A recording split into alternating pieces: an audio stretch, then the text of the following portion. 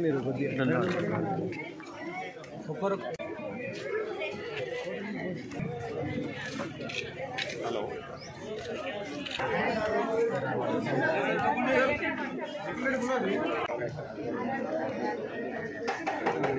వాళ్ళ పేర్లు ఆ జాబితాలో ఉన్న వాళ్ళకు చదివి వినిపించినారు.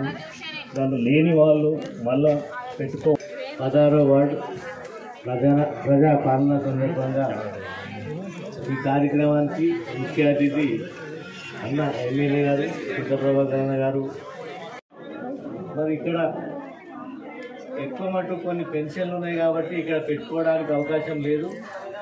మున్సిపాలిటీల్లోనే మరి కొత్తగా అవకాశాలు వస్తే మున్సిపాలిటీలోనే పెట్టుకోవాలి కాబట్టి మరి ఇక్కడ రేషన్ కార్డుల గురించి, మరి ఇండ్ల గురించి, మరి ఖాళీ ప్లేస్లు అయితే ఏదైతే ఉన్నదో మరి దానికి లోన్ గురించి ఎక్కువ ఇక్కడ ఇబ్బందులు ఉన్నాయి కాబట్టి దయచేసి మరి పెద్దలు ఇక్కడ విచ్చేసిన పెద్దలందరూ మరి అందరూ అర్హులే కాబట్టి దయచేసి ఎవరైతే ఎలిజిబుల్ ఉన్నారో అందరికీ మరి వచ్చే విధంగా మరి సహకరించాలని చెప్పి వారితో కోరుకుంటూ మరి ఈ కార్యక్రమాన్ని మరి అన్న ఎమ్మెల్యే గారు మాట్లాడాల్సిందిగా కోరుకుంటూ ప్రజాపాలనలో భాగంగా 16వ వార్డులో ఈరోజు నిర్వహిస్తున్నటువంటి ఈ కార్యక్రమానికి అధ్యక్షత వహిస్తున్న పురపాలక సంఘ వైస్ చైర్మన్ గోపాల్ గారు, పురపాలక సంఘ కమిషనర్ గారు ఉమా గారు, పాత్రికేయులకి హృదయపూర్వకంగా నమస్కారాలు. సంవత్సరం క్రితమే ప్రజాపాలనలో అన్ని దరఖాస్తులు తీసుకొని సత్వరంగా చేస్తామని చెప్పినటువంటి మరి నూతనంగా ఏర్పడినటువంటి ఈ గవర్నమెంట్ ఇప్పటిదాకా ఏమీ చేయలేదు.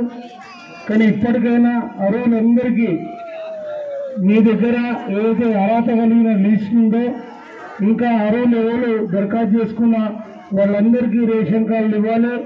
అదే రకంగా ఇందిరమ్మ ఇళ్ళకి సంబంధించి కూడా మ్యాక్సిమంగా అందరికి ఇవ్వాలని మేము హృదయపూర్వకంగా కోరుతున్నాం. కానీ ఇచ్చిన మాట నిలబెట్టుకోవాలని ఈరోజు చాలామంది సంక్షేమానికి సంబంధించి కూడా ఎదురు చూస్తూ ఉన్నారు. మరి అందరూ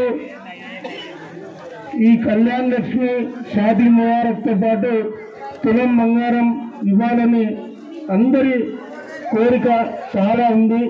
మరి వచ్చిన తర్వాత 3 నెలలలోపు అన్ని పథకాలు అమలు చేస్తామని చెప్పి మరి ఇప్పటిగా చేయలేదు. మరి 2,500 రూపాయల మహిళలకు ఇస్తామన్న ఆ 2,500 కూడా మరి ఈరోజు వరకు మహాలక్ష్మి స్కీమ్ కింద అది కూడా ఇవ్వలేదు. మరి 2,000 ఇస్తామన్న పెన్షన్ 4,000 రూపాయలు చేస్తామన్నారు, అది కూడా ఇప్పటిదాకా చేయలేదు.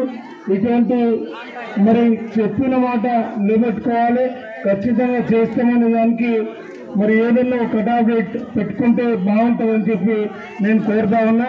ఇప్పుడు ఇక్కడ కూర్చున్న వాళ్ళు కానీ దరఖాస్తు పెట్టుకున్న వాళ్ళు కానీ దరఖాస్తు మొదట పెట్టుకున్నది మరి ప్రజాపాలనలో 1 ఇయర్ అయిపోయింది.